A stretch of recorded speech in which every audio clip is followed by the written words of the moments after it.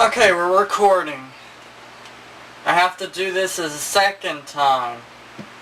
Anyway, let me just reset the counter. Okay. I went looking through my reel-to-reels. Here they are. And I found this one.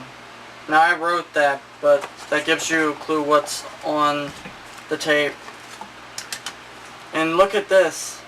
I found a reel. But someone's been in this. Someone's cut it. This is not supposed to be like that. And it's not in the best of condition either. I mean, the tape's pretty brittle. But it did produce sound, which is good. And here's some vintage graphics. What's on the tape? I can't read that. There's another part of the box. And there's that. And more. And then I went through all the others. There's a lot of opera music. That's a hint. And there's, these are all empty. Somebody erased them. Scotch tartan series. And I'm like, I wonder what's on this tape. It says miscellaneous, so yeah, why not just see what's on it? So let's do that. There we go. Turn on the machine, let it warm up. Put the tape on the machine.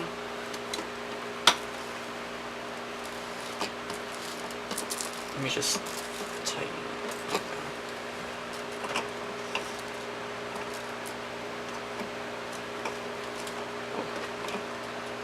Oh yeah,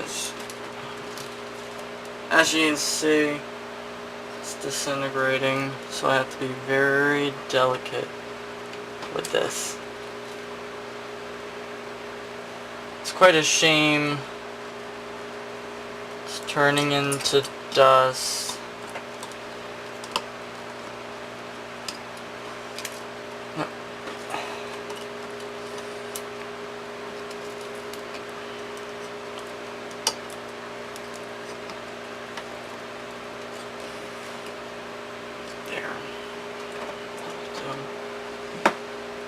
Alright, I'm assuming it's warmed up, so let me unplug the mic and plug it into the tape recorder.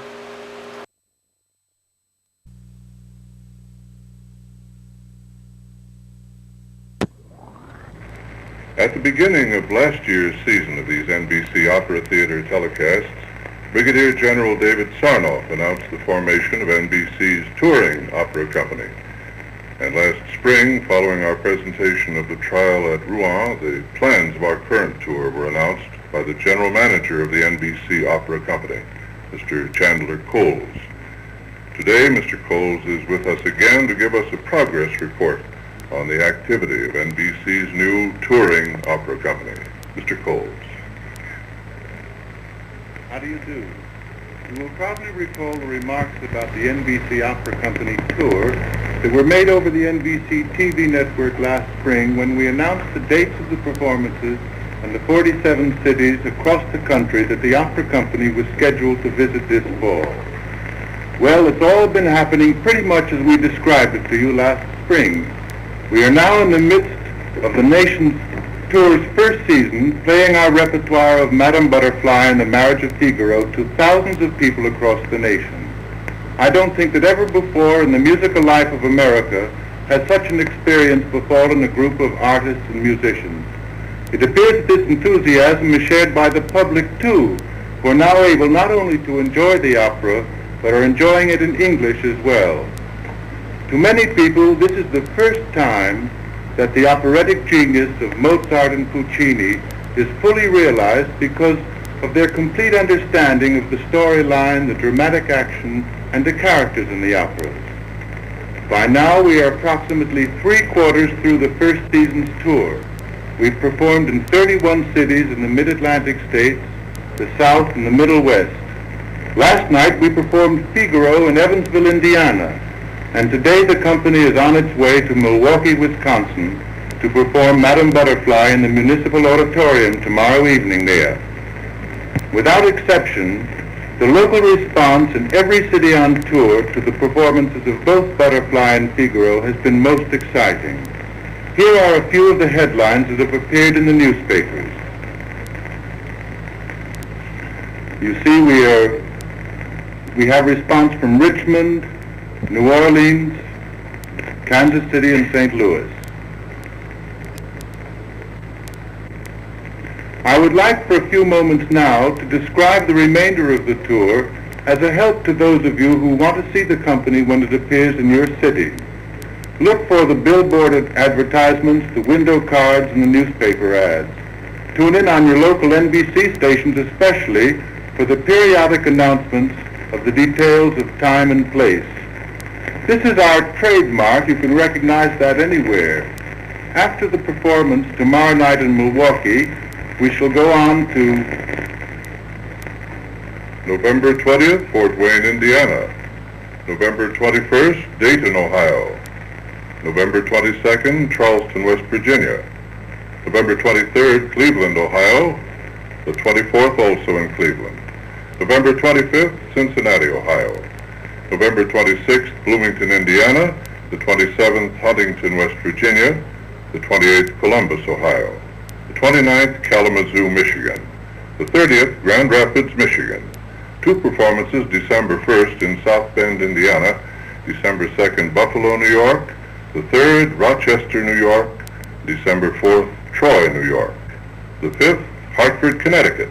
The 7th, Philadelphia, Pennsylvania. The 8th, Newark, New Jersey. a few words more. This tour could not have come through in this wonderful way without all of the marvelous support and facilities provided us by the National Broadcasting Company and the Radio Corporation of America, and without the consummate artistry of our musical staff, our conductors and singing artists, and certainly without you. Thank you very much. Goodbye. Thank you, Mr. Coles.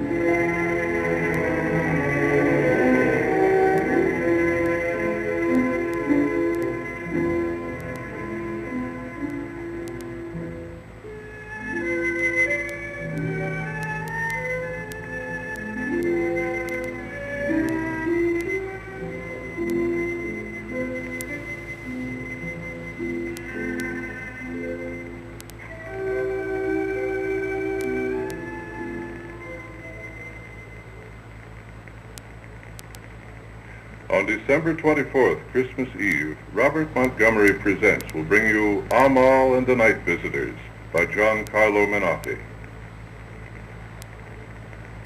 In the coming year, other presentations of the NBC Opera Theater will include the American premiere of War and Peace by Sergei Prokofiev on January 13th, and Giuseppe Verdi's opera La Traviata on February 10th. On March 10th, the NBC Opera Theater will present the world premiere of La Grande Bretèche, a new opera by Stanley Hollingsworth, based on a story by Honoré de Balzac. And on April 21st, our season will close with a presentation of Richard Strauss's opera, Elektra. The NBC Opera Theater has come to you live from New York. This program has been brought to you in compatible color, pioneered and developed by RCA. Gene Hamilton speaking. This has been an NBC television production.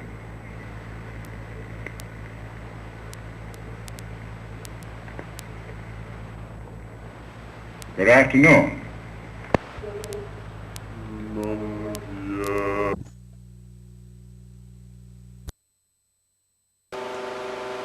That was amazing. That was 1951 NBC, the Opera House. Sadly, the tape's not in the best of condition, but it did play, and it did sound pretty good.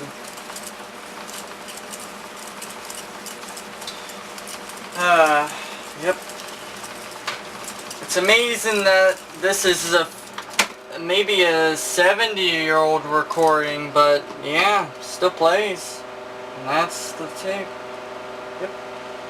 Let me just show you something. Okay. Let's put it back in this box. That's been NBC for 1951. It's amazing. Let me just reset the calendar. There we go. And that's what it looks like in the dark. Got glowing meters. Plays perfectly. Still. Take off the reel. Come on. Take back. I have another recording to do, but I have to wait until I get my 7-inch take-up reel. I still have to use this little thing. It works, though, so, yeah.